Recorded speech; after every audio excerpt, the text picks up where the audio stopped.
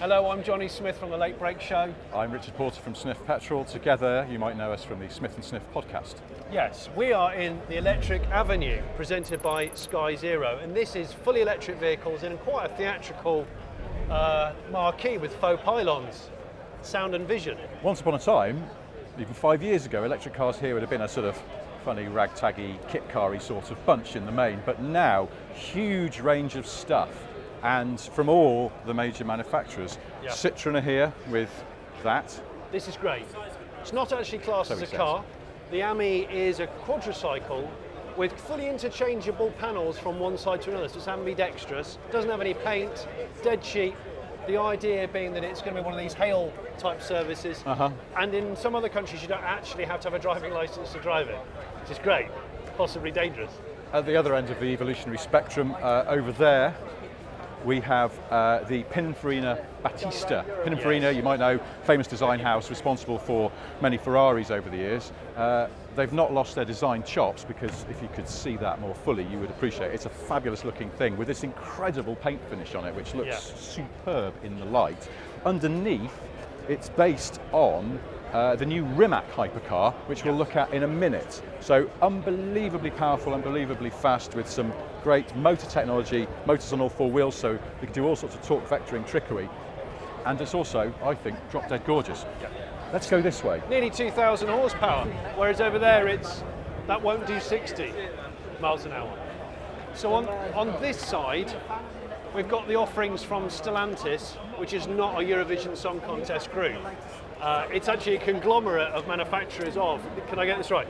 Peugeot, Citroën. There's no time. It would take us for 10 minutes to list them. It's like European Leyland. They have about 100 makes, all sharing bits for cost effectiveness reasons.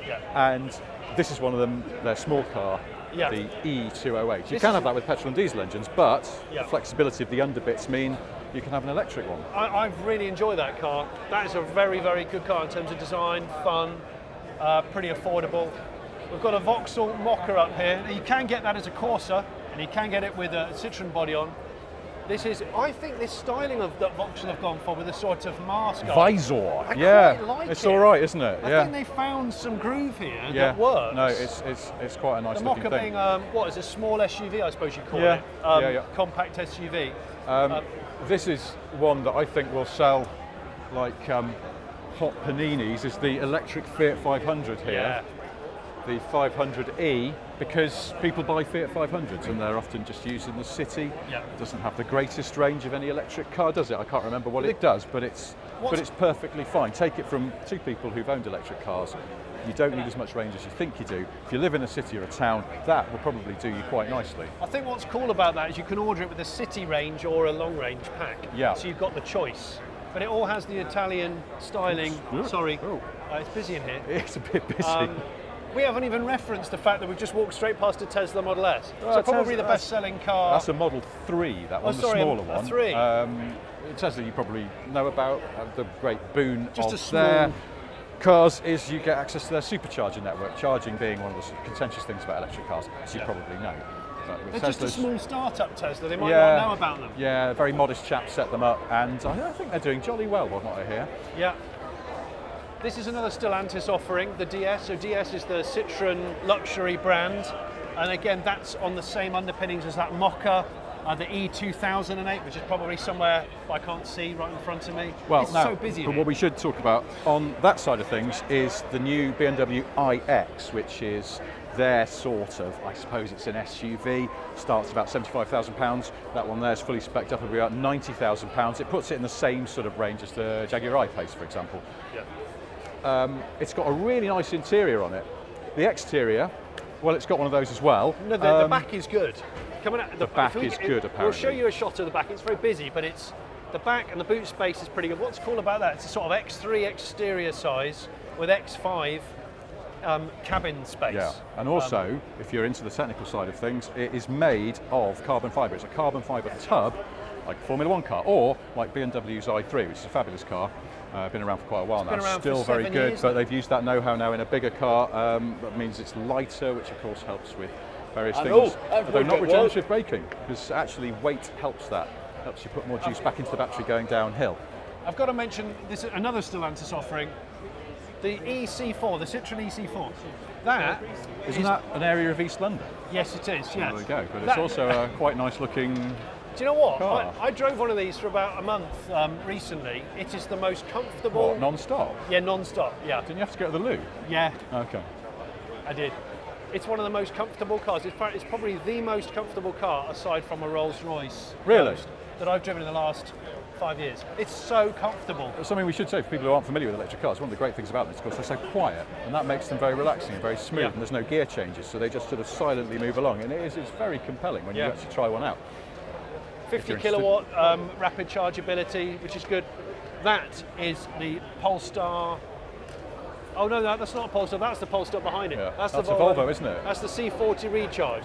So that is the XC40 little SUV, which you may have seen. That's an alarm going off. But this is the electric-only version, which has a sort of swoopy fastback Yeah. look to it. I've not driven that, but the normal XC40 is a lovely little car, so I'm is. sure that'll be great.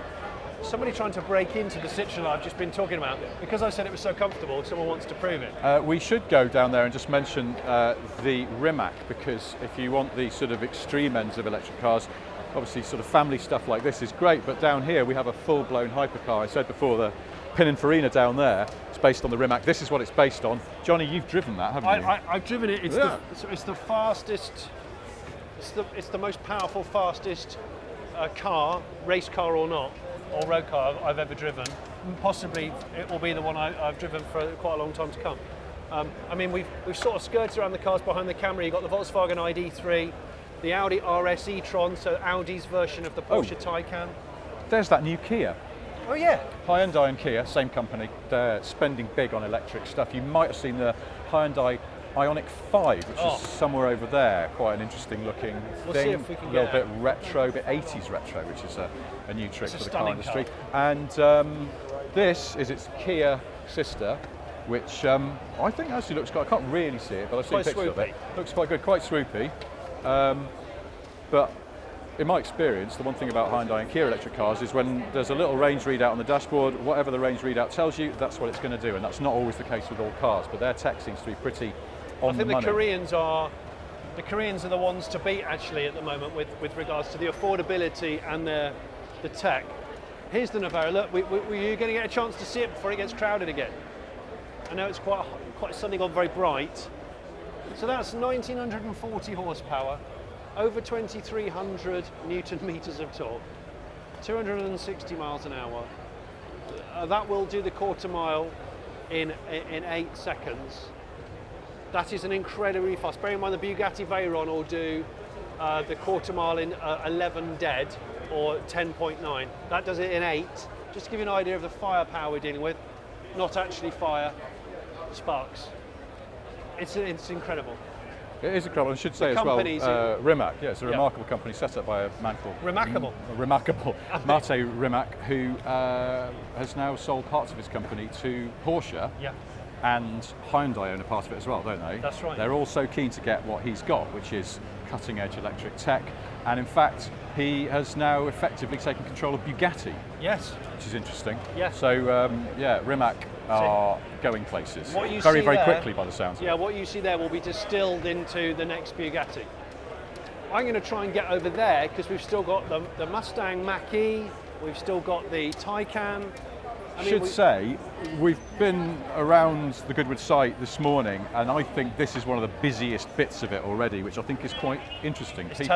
Because we know that in 2030, under the current plan, the UK government wants to stop the sale of internal combustion cars, and so we'll all be buying electric. And I think there's a lot of people here who are already getting their eye in and going, well, what am I going to have next? What's my next car? People are genuinely curious, which is good because it's better than being prejudiced. Got a couple of electric vans. Renault have had an electric van out for some years now, same as Nissan. They were very early adopters. You got the Leaf, you got the Honda E, this blue one. I don't get bored of seeing the Honda E. I don't get bored of seeing this car. That's a cute car, isn't it? You've driven that. I mean, it's very, very charming. Not unlike the Fiat 500, which has 2 battery options. Unfortunately, that does just have 1 battery option. But so it's perfect for short journeys, town and city use, but really good fun inside. Beautiful cabin. That I've never seen a Taycan in that colour. It's a good colour, isn't it? I'm down with Toothpastey. that. Yeah, Toothpastey. like it. Toothpastey. Porsche Taycan. There is now effectively a state version. They don't want you to use the E word. They call it the Cross Turismo. One is going up the hill actually this weekend, I think. They're showing off that, and it sits a little bit higher if that's your thing. But Porsche are not known for their slipshod engineering, and I think this is probably one of the most sort of complete electric cars around at the moment. Even though it's not cheap. But it starts at under 70. Only just. Which Though. makes There's it a new cheaper than rear-wheel the drive Audi. one, just under 70. But then you can spec it at the yin-yang four-wheel drive, higher power. The confusingly named turbo, that's still electric. You could spend well over 100 grand on one of those, couldn't you? 120 odd. Yeah. So, but it's A really good car to a drive. really good car. They've done it well, I think. Yeah. Oh yeah, you're right. Thank you. And We've over got here, the Leaf, which has been around for I think nearly 100 years now. how many years? The Leaf, I think about 100. 100, yeah. As long as leaves. so thousands of years. It's the old faithful. Remember, Nissan came into the EV game a long time ago, and I think you can't forget that. They're pretty solid.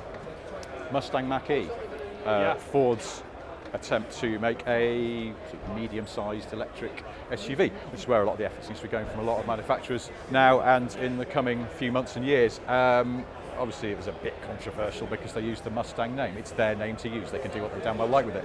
Quite a nice looking car. Very tricksy bit of design here. I like this. Look. Yes, It the back. tricks your eye into thinking the roof slopes down more than it does. That's the real roof there. And they've blacked it in, so you conned into thinking it's more coupe-ish than it really is. Very clever. Have you driven this? Yeah. Good? I drove it in snow by accident. Oh. We actually had some snow in Britain. I think it drives brilliantly well. The promise of range and performance is really good. I think the front is a bit bulbous and it appears to have a Mexican moustache. I think the back end is really quite handsome. That's my personal opinion. Can I show you the It does moustache? have a moustache. It's slightly dirty Sanchez. But I have to say, Ford being Ford, and you know this, Ford always makes sure their cars drive well. Yeah. It has something about it. That car has something about it. So I think it's a really strong entry. And I'm not offended by the horse being on it, the fast pony. I think we just have to get over that. The fact that a company... Let's take the Mustang, you'll say to your children, and they'll say, yay! They won't care about any of that heritage or anything like that. It just sounds exciting. It's got a horse on the front. What do you mind Not about only that? that, it gives people a chance to have a two-car garage. You could have a V8 brand new Mustang that they still make, and you could have that for the school runs and all the usual commute stuff. There's your yin, there's your yang.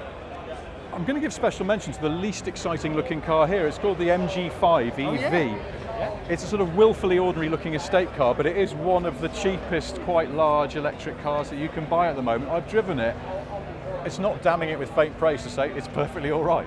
Isn't it the first electric estate car on sale It's in the about UK? the only electric estate car at the moment, unless you count the Porsche Cross Turismo, the Taycan. But no, it's fine. I could see it working for someone who just wants a little electric guess about with a big boot. Yeah. And then hang on. On oh. that side of things, we've got what probably my favourite car of the last couple of years. Really? Yeah. Oh, okay. I think as a piece of design, it's incredible. I liken it to all the best of the 80s that we remember, the Giugiaro kind of Lancia Integrale. It's if you're familiar with the genre of music called synthwave, it's like synthwave in a car. It's very much trying to be in an outrun video game or something like that, but yeah, I quite like it. However, I'm sort of distracted by this. This is the Lotus Evija. Oh yeah. Which is their all-electric hypercar. How do you say it? Evija? Okay. Evija? I don't know. Evija. I actually don't know. Okay. This is I'm filming this. Sorry. 2,000 horsepower, Yeah. all-electric hypercar, Yeah. £2 million, but they're only going to make a handful of them.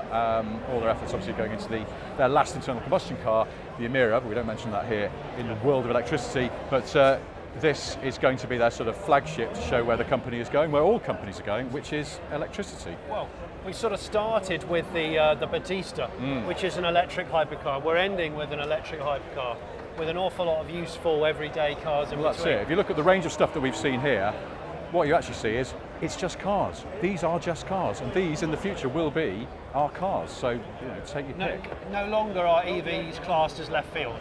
That's the way and you know, like you said at the beginning, a few years ago, people might not have wanted to have been seen in here admitting that they're interested in EVs. The attitude is changing, and I'm really into that. I'm really glad about it. If I could have a 2-car garage right now, I'd have that for everyday use. I'd have an Integrale Evo in the garage. I can't afford either of those cars, unfortunately. There we go.